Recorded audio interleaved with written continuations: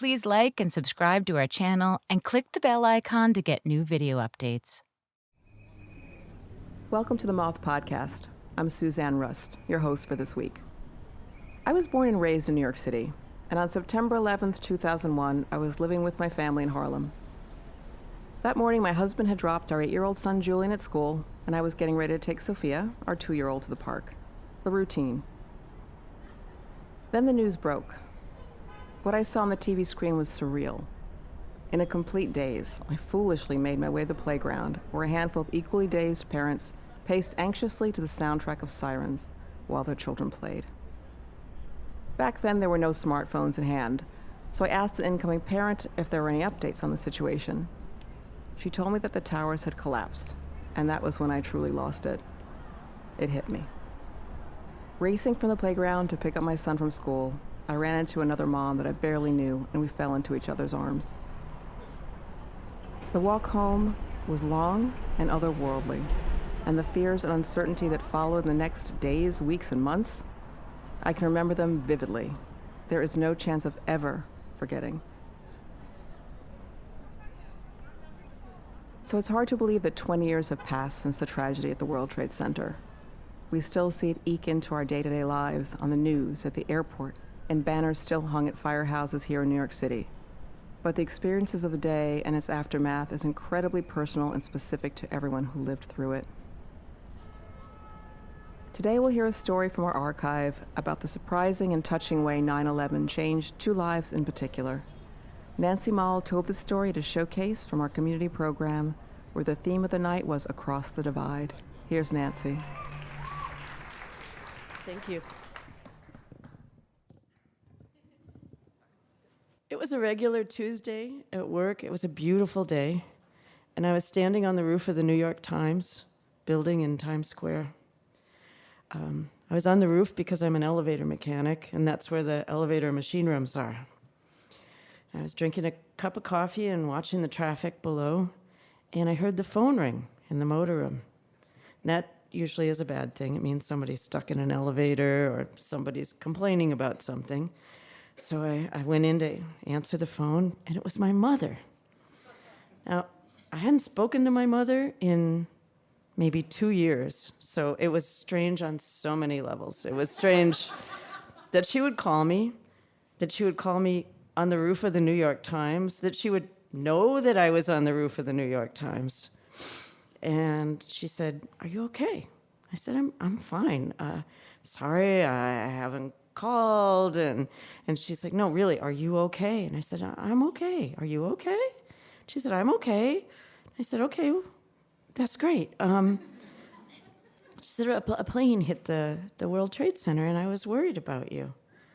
And I said, "Well, that's sad." And she said, "No, really, it's serious, and I just wanted to make sure you were okay." And I said, "Okay, I'm okay." And we hung up, and you know how the rest of the day went. The next day I was back at work, and the phone rang in the motor room, and it was my mother. And she said, how are you doing? Are your friends okay? Where do you live? Is your house okay? And I said, most of my friends are accounted for, and the house is okay, and I'm back in Times Square. I'm safe. And she said, "Well, how's my city?" And let me preface this by saying my mother was a New Yorker. She lived in Jackson Heights, Queens, and then in Murray Hill. And in 1937, she was Miss Larchmont, she'd have you know. And we didn't get along. We didn't agree on really much of anything. She was a Republican, and I was a Democrat sliding toward communist, and she's a devoutly Catholic person, and I'm very much not. And she was straight, and I'm gay, and she had a really hard time with that.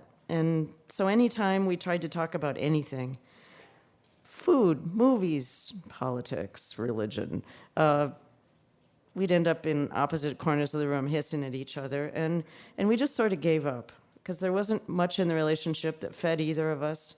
And every time we got together, it ended in a terrible fight, and we just sort of let it go. So here she was calling me a second time, and I was really touched. It seemed like she actually cared, which I did not think she did. And she said, you know, during the war, when your father was overseas, all us ladies had to go out and keep everything open. We had to go to concerts and sports events and museums, and you're going to have to do that. You're going to have to keep my city alive for me.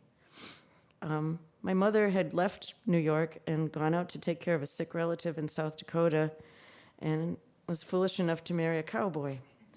So she was calling me from the West, and she hadn't been back to New York in decades. But she still thought New York was her city, and she wanted to know how it was. So we developed a kind of a rhythm. Every morning I'd get a little 5-minute phone call from my mother to see how her city was. And she'd ask me what I was doing. And so I said, well, I got tickets to Joe's Pub, and I saw Justin Vivian Bond, and they sang Benny Goodman songs to kind of keep everyone's spirits up. And she told me about going to the Waldorf Astoria and dancing to Benny Goodman. And she said, you know, what are you going to do tomorrow? So every day I had to come up with like a little, what did I do? And how was I keeping her city alive? And I was going to theater, and I was going to sports events, which I hate. And I was, one night I was on emergency callback walking through Times Square going up 6th Avenue, and my little flip phone rang, and it was my mother, because at this point she'd gotten my phone number so she could call me whenever she wanted to. And she said, how's my city doing? Tell me about it. Hold up your phone and let me hear. So I walked along 6th Avenue, and she could hear the horses clopping around Central Park, and she could hear the taxis honking. And she said, what's it look like? And I said, well, every taxi's got this little plastic flag hanging out of the window. Every business has a flag on it. Even the gay bars have flags on them. I said, it looks like Kansas. And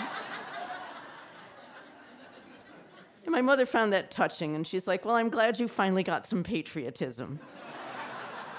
And she said, I'm thinking about visiting you, so just put that in your mind. And this was a scary thought, so I thought I'll just keep her at bay with a few more stories. And I got tickets to the opera. So the opera was something I never wanted to go to, and I spent 4 hours listening to this Mozart thing that went on and on and on, and everybody was dressed like my mother, and it was very stuffy, and it was very boring. And then at the end, this red-haired lady came out, and she sang this aria, and it was gorgeous. And I knew nothing about opera, but I discovered that night that they sing without microphones. They're just freaks of nature, and they can fill this huge auditorium with just what God gave them. And at the end of this aria, all these stiff-looking people stood up, and they started pounding on the boxes and screaming and throwing flowers and shrieking and stomping. And it was like Yankee Stadium in the cheap seats. And I was like, this is really raw. This is really visceral. I get opera. So when I told my mother about that, she said, we're going together. I'm coming to JFK. Come and pick me up. So I drive out to the airport, and I'm terrified because we've been having this beautiful little relationship where I make the city come alive for her, and she makes the city come alive for me, and everything's great in 5-minute increments, but now we're going to be stuck together for a week. And I don't know how smart this is, because it's a beautiful thing, and I think it's all going to go...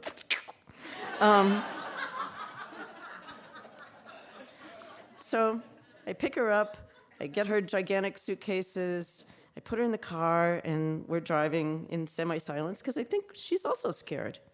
And she says, so have you been going to Mass? And I just let that sit there for a minute. And I was like, no. And then there was silence. And then she said, well, I have some things in the suitcase for you. And I'm hoping chocolate chip cookies. It turns out the Legion of Mary went all over Sun City and bought every dust mask they could find, which was really sweet because we had none. All of the people who were working downtown were out, and we appreciated that. And she said, and I've got something else for you. So we got back to Jersey City to my little skinny 12-foot wide house, and we went upstairs to the guest room, and she unzipped this bag, and inside it was the flag from my father's coffin. I think I mentioned he was a B-17 pilot in World War II. And those coffin flags are big, and my house is small. And she said, do you mind if we hang it on the house? I know you're not patriotic, but I said, yeah, I would love it. So we opened the 2 windows, and we dropped it down the front of the house, and it basically covered the whole house. And so if anybody doubted my patriotism, they doubted it no longer. And the rest of the week went really well. We had like one little fight, and we worked it out. And we stayed away from religion, and we stayed away from politics, and we stayed on culture.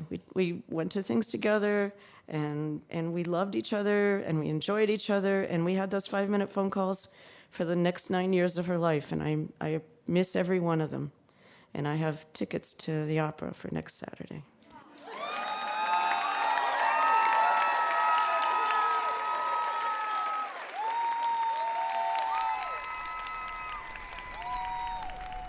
That was Nancy Mahl. Nancy retired from the elevator business and now works for Illuminate Food, which brings produce to people's homes directly from local farmers. We followed up with Nancy to hear how she feels about this story today. Here's Nancy. When I did this Moth recording at the Bell House in Brooklyn, it was a year before COVID hit New York.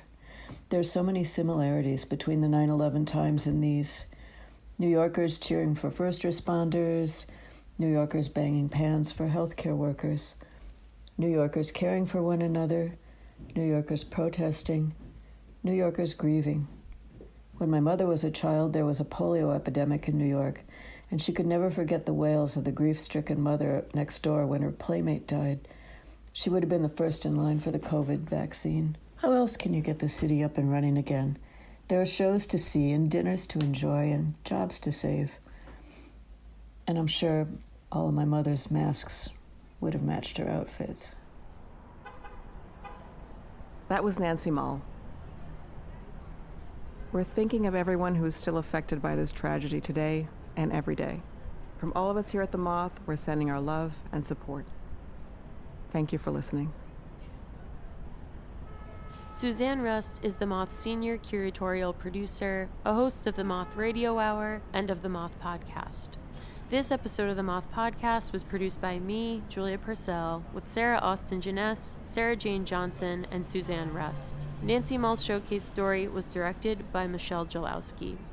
The rest of the Moth's leadership team includes Catherine Burns, Sarah Haberman, Jennifer Hickson, Meg Bowles, Kate Tellers, Jennifer Birmingham, Marina Kluche, Brandon Grant, Inga Gladowski, and Aldi Kaza.